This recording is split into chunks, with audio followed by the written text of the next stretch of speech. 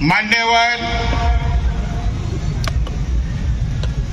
सर्व बंधू भगिनी बाल मित्रांनो, सर्वांनी काही माहिती दिलेली आहे तर देवाला नको, परंतु मी याच्यासाठी उभं राहिलोय का गव्हाण विभागात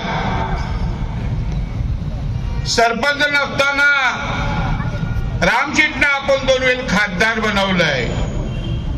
त्या ग्रामपंचायतून प्रीतम मातेला आमदार बनवायचा हाय न त्या प्रीतम मातेला आमदार बनण्यासाठी तुम्ही मतदान करणार, मत टाकणार आहात।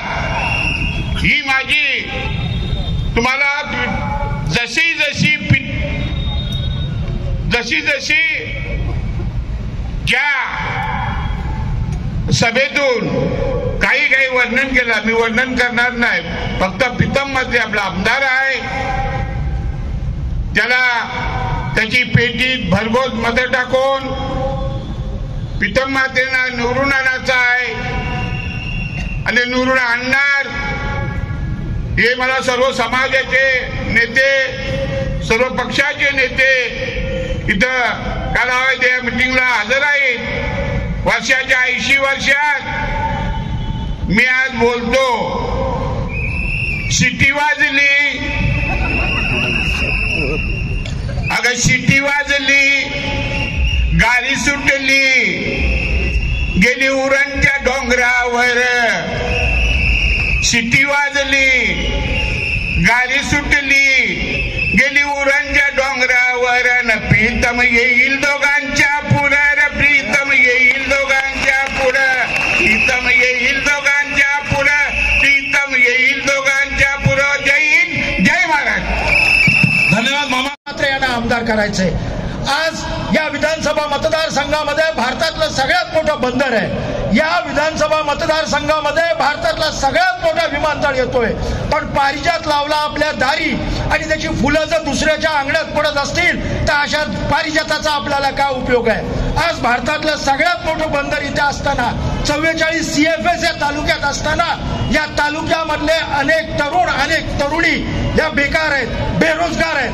आणि जेव्हा प्रीतम मात्रे यांनी गेले 6 महिने या मतदारसंघाचा दौरा केला तेव्हा त्यांना लक्षात आलं की या मतदारसंघाची सगळ्यात मोठी समस्या आहे तर ती बेरोजगाराची आहे। जे काम जे सांगतात की आमची केंद्रात सत्ता आहे, आमची राज्यात सत्ता आहे, आमचा आमदार आहेत, आमचे खासदार आहेत, आमचे केंद्रीय मंत्र्यांशी संबंध आहे, त्या आमदारांनी जी गोष्ट करायला पाहिजे होती ते त्याच्या नाकर्तेपणामुळे करता आली नाही। ते काम गेले 1.5 वर्ष आदरणीय प्रीतमदादा म्हात्रे करतायत।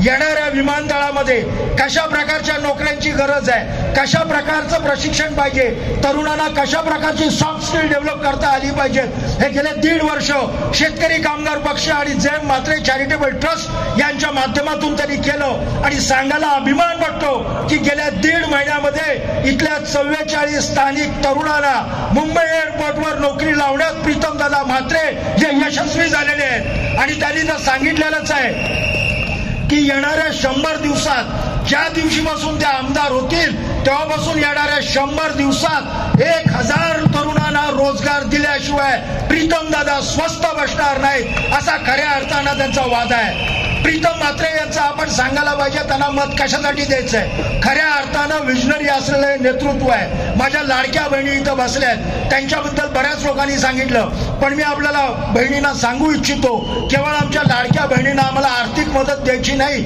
तर त्या सुदृढ पण राहिल्या पाहिजेत, त्या निरोगी राहिल्या पाहिजेत आणि ती दीर्घायुष्यही राहिल्या पाहिजेत। हे प्रीतमदादांचं विजन आहे। आज गर्भाशयाचा कॅन्सर सारखा स्त्रियांना उद्भवणारी सगळ्यात मोठी समस्या आहे, पण त्याच्यावरती 16 ते 18व्या वर्षापर्यंत जर किशोरी तरुणींना लसीकरण करण्यात आलं तर त्यांची तो कॅन्सरचा धोका हा 0% येतो।